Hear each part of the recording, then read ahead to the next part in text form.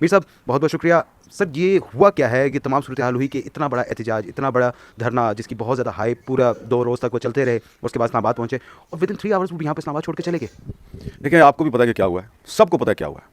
تو میں تو کیونکہ وہاں پہ صبح 11 بجے سے لے کے اور رات کے 11:30-12 بجے تک موجود تھا, اور میں نے جو پی ٹی آئی کے جو مارچ میں لوگ آئے تھے ان کے درمیان بھی میں نے گھوم پھر کے بات چیت ان سے بھی کی, سیکورٹی فورسز والوں سے بھی بات چیت کی. تو مجھے تو کوئی شک نہیں ہے کہ یہ نہ تو کسی کی جیت ہے, نہ کسی حکومت کی جیت ہے, اور نہ ہی کسی پارٹی کی ہار ہے. یہ اسٹیٹ آف پاکستان کی اور کانسٹیٹیوشن آف پاکستان کی بہت بڑی شکست ہے, فیلئر ہے. اس لیے کہ آپ یہ دیکھیں کہ جو 26 نومبر کا دن ہے, اس دن تحریک انصاف والے جو ہیں وہ بڑی آسانی کے ساتھ تمام رکاوٹیں عبور کر کے اسلام آباد میں داخل ہو گئے. ٹھیک ہے جی.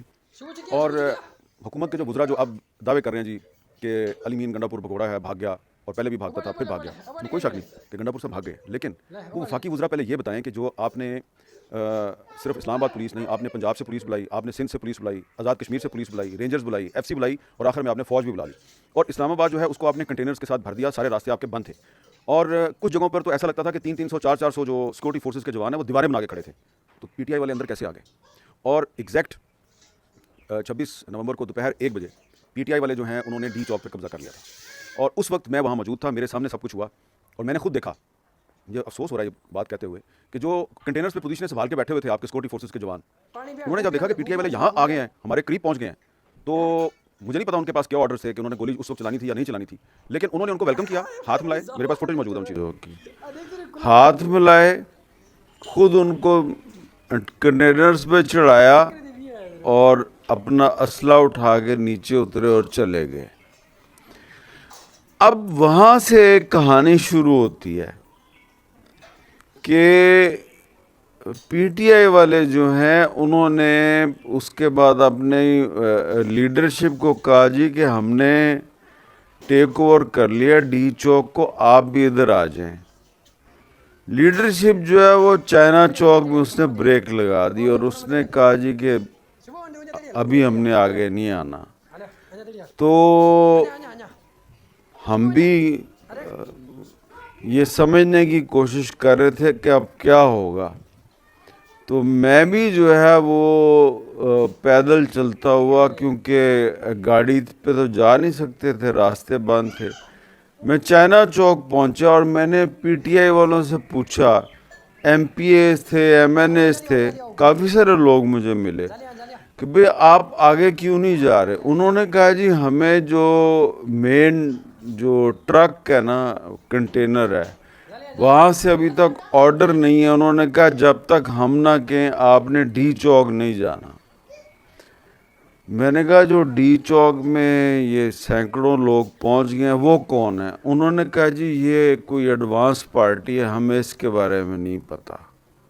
جب کہ وہ سارے پی ٹی آئی کے لوگ تھے, انصاف یوتھ کے لوگ تھے, آئی ایس ایف کے لوگ تھے. تو صاحب پتہ چل رہا تھا کہ پی ٹی آئی والوں میں کوآرڈینیشن نہیں ہے, لیکن جو کراؤڈ تھا اس نے ڈی چوک پہ قبضہ کر لیا. اب جب لیڈرشپ جو ہے وہ ڈی چوک پہ نہیں پہنچ رہی تھی تو جو کراؤڈ ہے وہ بھی بڑی تعداد میں وہاں نہیں پہنچا, اور وہاں پہ 200-250 لوگ ہی تھے ڈی چوک میں. تو جب سوشل میڈیا پہ یہ پوسٹیں آنی شروع ہو گئیں کہ ڈی چوک پہ قبضہ ہو گیا ہے, اور تمام پاکستان کا الیکٹرانک میڈیا جو ہے, تمام ٹی وی چینلز, انہوں نے یہ خبر بریک نہیں کی کہ پی ٹی آئی والے جو ہیں وہ ڈی چوک پہ پہنچ گئے ہیں. یہ ساری خبریں سوشل میڈیا کے ذریعے دنیا تک پہنچی. تو اس کا کیا مطلب ہے کہ میڈیا جو ہے وہ پریشر میں تھا, اور اس کو اجازت نہیں تھی کہ آپ نے حقائق کو رپورٹ کرنا ہے. تو اس کے بعد پھر جب 25-30 منٹ گزر گئے, اس کے بعد پھر اچانک رینجرز والے جو ہیں وہ دوبارہ کنٹینرز کے پیچھے سے پارلیمنٹ ہاؤس کے سامنے انہوں نے پوزیشنیں سنبھالی ہیں, آہستہ آہستہ آگے آئے ہیں, دوبارہ کنٹینرز پہ چڑھے ہیں, اور انہوں نے پش کرنے کی کوشش کی ہے پی ٹی آئی والوں کو. اس میں 1.5-2 گھنٹہ ان کو لگا ہے, اور شام تقریباً 5 بجے تک انہوں نے صرف ڈی چوک جو ہے وہ اس کو دوبارہ اپنے کنٹرول میں لیا. اب 5 بجے جب ڈی چوک کنٹرول میں لیا, تو اب یہ جو 2 بجے سے لے کے اور 5 بجے کے درمیان جو 2.5-3 گھنٹے تھے, اس دوران اتنی شدید فائرنگ اور اتنی شدید آنسو گیس کی شیلنگ ہوئی ہے کہ میں نے اسلام آباد کی تاریخ میں نہیں دیکھی. اور مجھے ایسے لگ رہا تھا کہ میں لبنان میں ہوں یا فلسطین میں ہوں یا میں افغانستان میں گھوم پھر رہا ہوں, اتنی فائرنگ تھی. اس میں کچھ جو زخمی تھے میں ان کو بھی ملا ہوں, تو کچھ زخمیوں کو تو ربڑ کی گولیاں لگی ہوئی تھیں, اور کچھ زخمیوں کو آنسو گیس کے شیل لگے ہوئے تھے. مجھے کوئی ایسا زخمی نہیں ملا جس کو کہ کوئی کلاشن کوف کی یا رائفل کی گولی لگی ہو, لوگ یہ کہہ رہے تھے جی کہ ہمارے کچھ لوگ مارے گئے ہیں, وہ ان کی لاشیں ہسپتالوں میں پڑی ہوئی ہیں. اس کے بعد 5:30-6 بجے کے قریب, کیونکہ ہمارا جو دفتر ہے وہ بالکل ڈی چوک کے پاس ہے, تو ہمیں جو ہے نا وہ آرڈر آیا کہیں سے کہ آپ اپنی بلڈنگ جو ہے اس کی بتیاں بجھائیں اور ادھر سے رفو چکر ہو جائیں. تو اب ایک ٹی وی چینل جو ہے اس کے لوگوں کو کہا جا رہا ہے کہ جی آپ ادھر کام نہیں کر سکتے, آپ لائٹیں بند کریں اور چلے جائیں.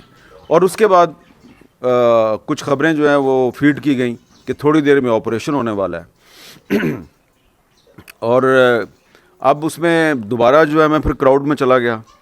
جب میں دوبارہ کراؤڈ میں گیا تو وہاں پر اب اندھیرا بھی ہو چکا تھا, اور تقریباً 9 بجے کے بعد سے پی ٹی آئی کے ورکرز اور M P as, M N as اور جو ان کے قائدین ہیں, جو مرکزی قائدین تو میں نہیں کہوں گا, وہ تو مجھے نہیں مل رہے تھے وہاں پہ, ان کے درمیان ایک باقاعدہ جو ہے وہ ایک ڈبیٹ شروع ہوئی. پھر ڈبیٹ تلخ کلامی میں بدل گئی, اور تلخ کلامی گالی گلوچ میں بدل گئی, کیونکہ جو پی ٹی آئی کے بہت سے رہنما تھے, میں کسی کا نام نہیں لیتا, وہ ورکرز کو کہہ رہے تھے کہ اندھیرا ہو گیا, اب انہوں نے سیدھی گولیاں چلانی ہیں, آپ ادھر سے چلے جائیں. ورکر کہہ رہے تھے کہ ہمیں بشرا بی بی نے کہا تھا کہ جب تک عمران خان نہیں آئے گا آپ نے ادھر سے نہیں جانا, عمران خان کو کے بغیر ہم نے واپس نہیں جانا. تو وہ جو M P A M N S تھے بیچارے, وہ آہستہ آہستہ کھسکنا شروع ہو گئے. اور پھر اچانک جو مین کنٹینر تھا جو پیچھے کھڑا تھا اس میں آگ لگ گئی, اور پھر لوگوں نے بتایا جی کہ بشرا بی بی جو ہے وہ اور علی مین گنڈا پور وہاں سے چلے گئے ہیں. تو گولیاں چل رہی تھیں, کریک ڈاؤن شروع ہو گیا تھا.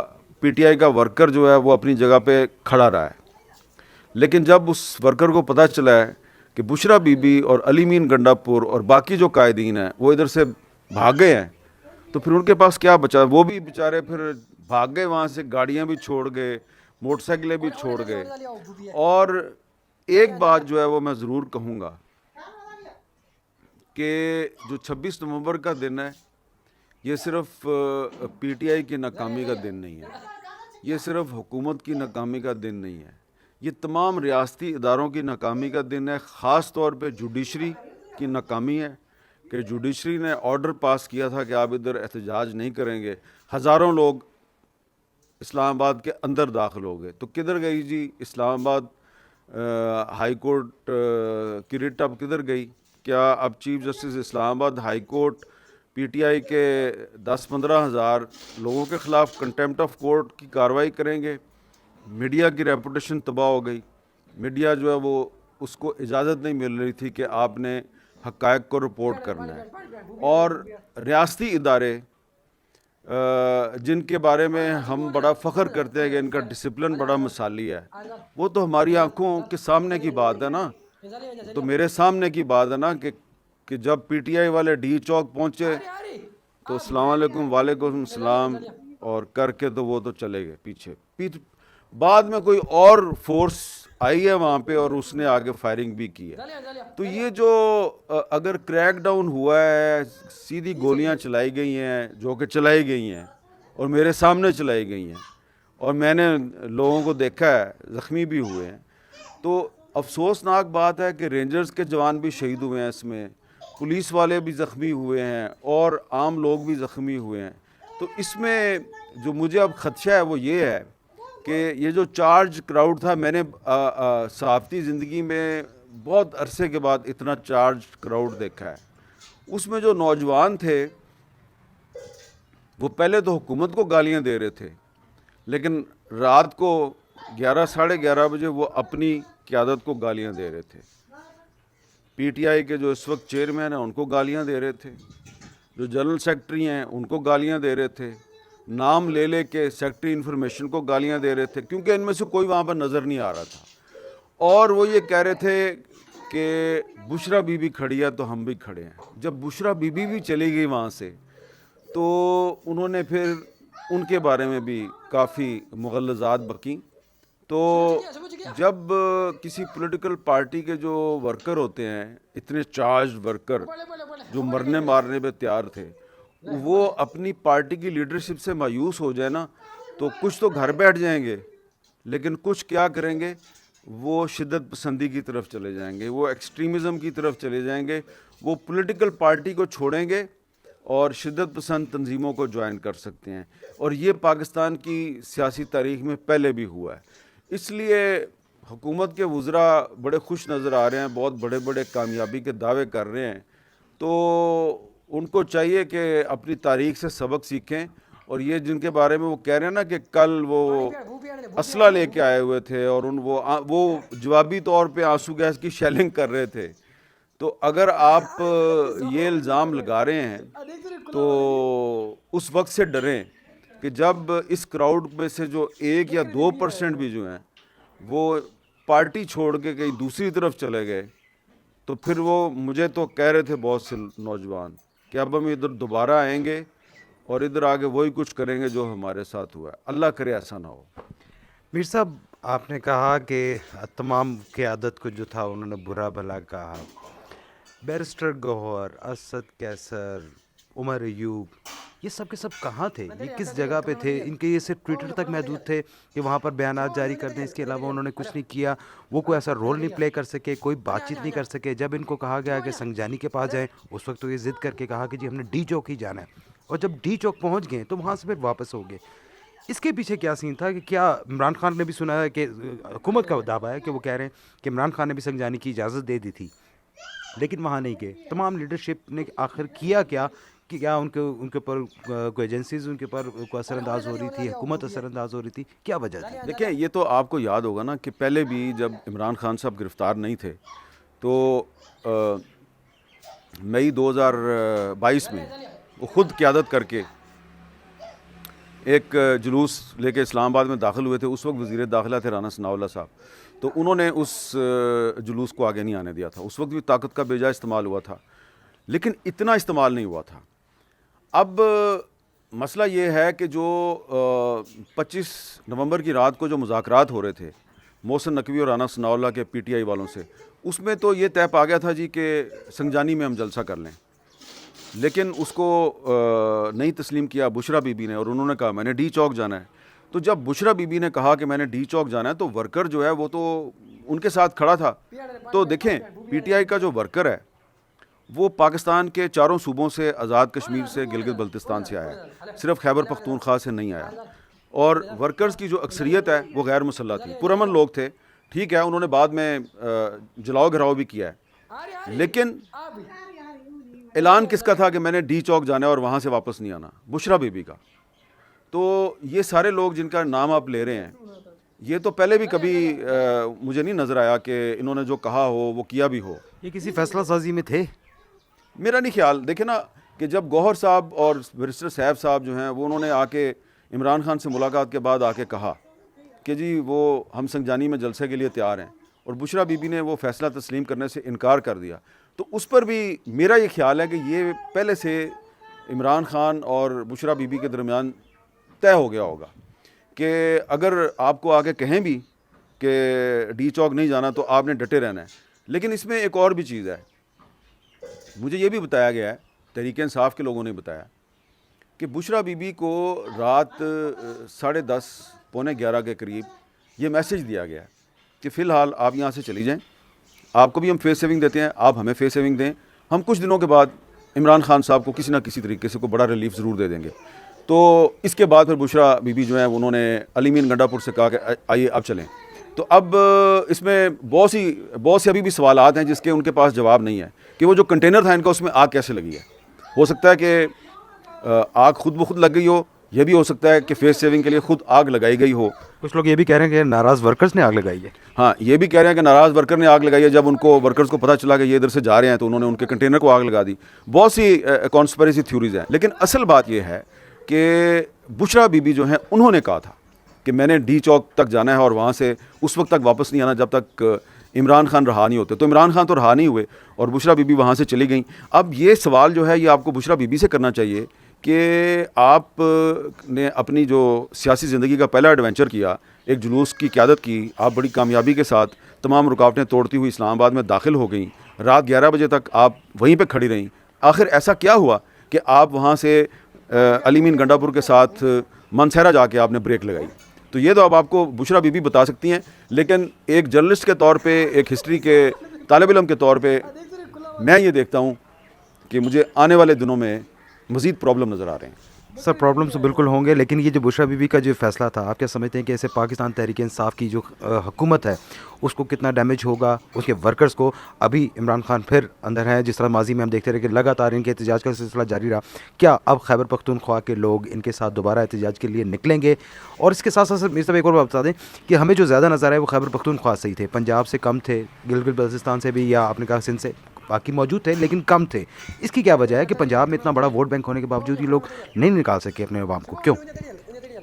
میرے فیملی کے کچھ لوگ جو ہیں وہ 21 یا 22 نومبر کو لاہور گئے تھے ایک شادی میں، تو وہ آج صبح تک واپس نہیں آ سکے۔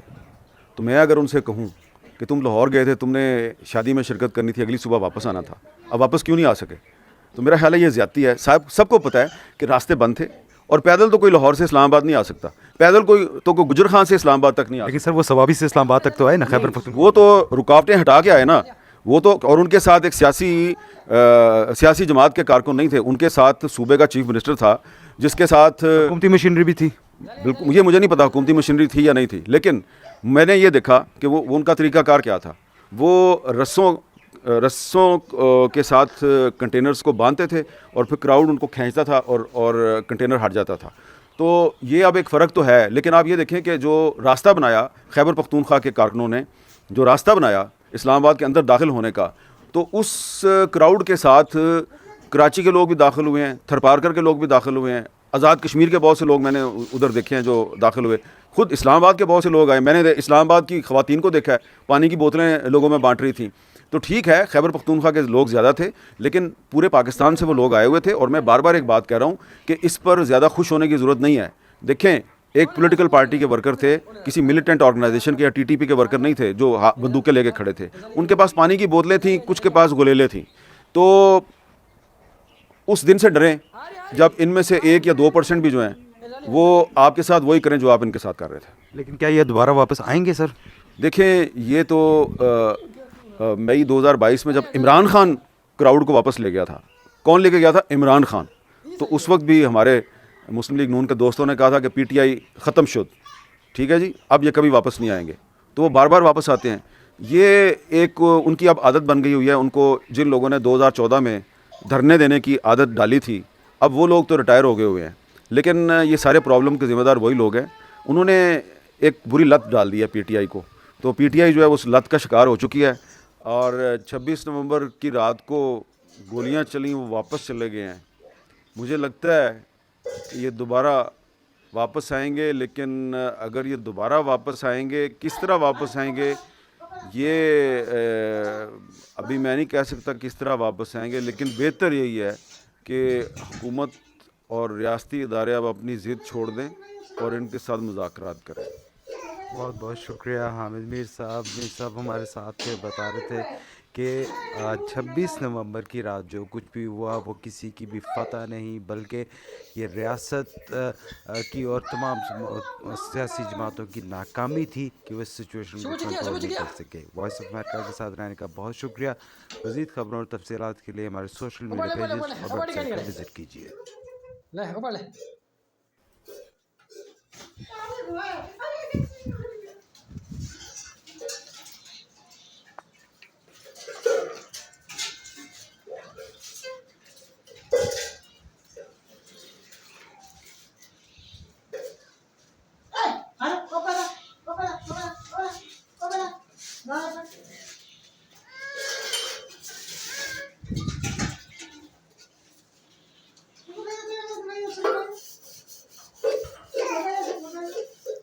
पानी पिया भू पिया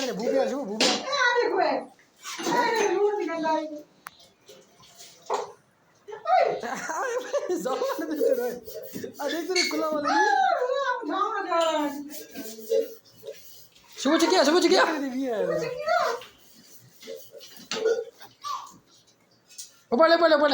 नहीं करे ले ऊपर ले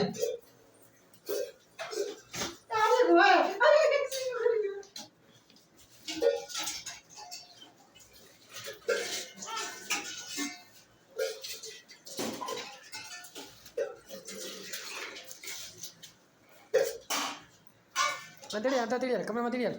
Oh, punya kuna material. Semua punya material, Halo. Punya material. Hanya. Coba hanya. Arek.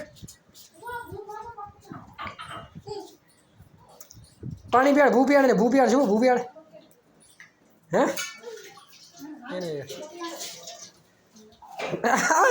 ज़बान देते रहे देख तेरे कुल्ला वाले नहीं बकरे दे दिए यार भू पियाड़ जालिया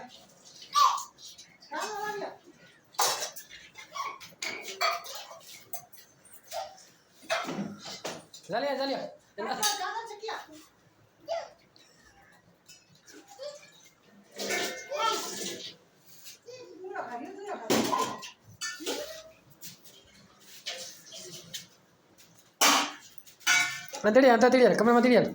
Oh, punya kuna material. Semua punya material. Halo, hanya material. Hanya. Coba hanya. Arek.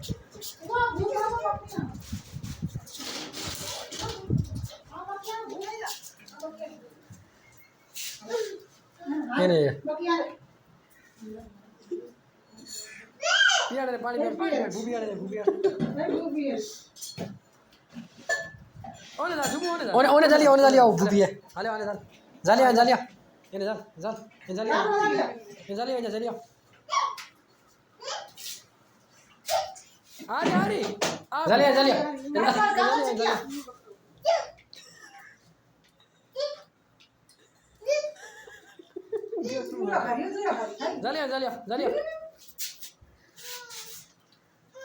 ये सही है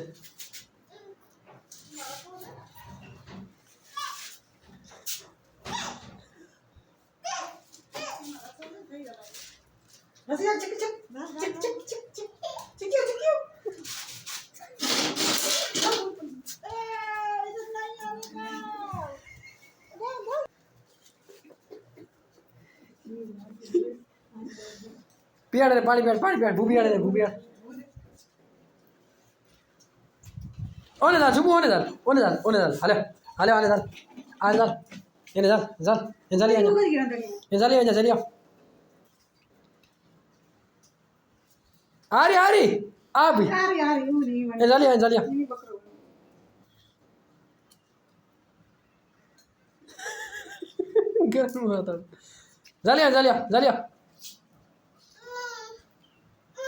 ये सही है